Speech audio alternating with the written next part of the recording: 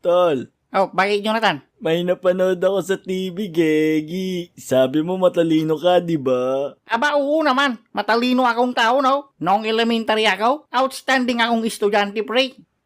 Huwag kang aalis dyan! Sali ka sa Who Wants to be a Rich Kid, tol, Gegi. Ano yun?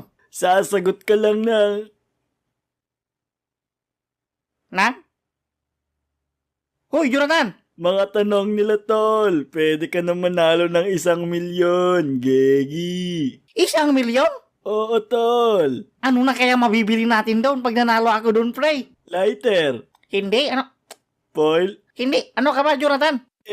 Gegi. Bibili tayo ng... Welcome sa ating show, Who Wants to be a Rich Kid? Kung saan ang iyong pagyaman ay nakadepende sa iyong mga sagot. At ang ating unang contestant ay napabalitaang sobrang gwapo, masipag na tao, at napakatalino. Kilalanin natin si Douglas Tumagay.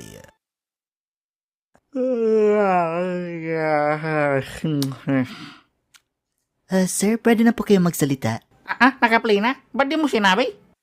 Hello, ako nga pala si Douglas Tumagay, ang dakilang tambay at perwisyo mong kapitbahay.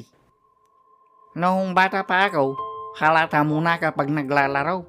Para bang lahat ay nalilitaw, magaling sa Chinese garter at pikaw.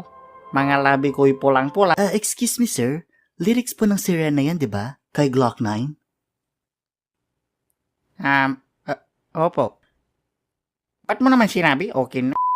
Lumaki ako kasama ang lolo ko at mga tito ko. Sila ang nagturo sa akin paano maging matalino.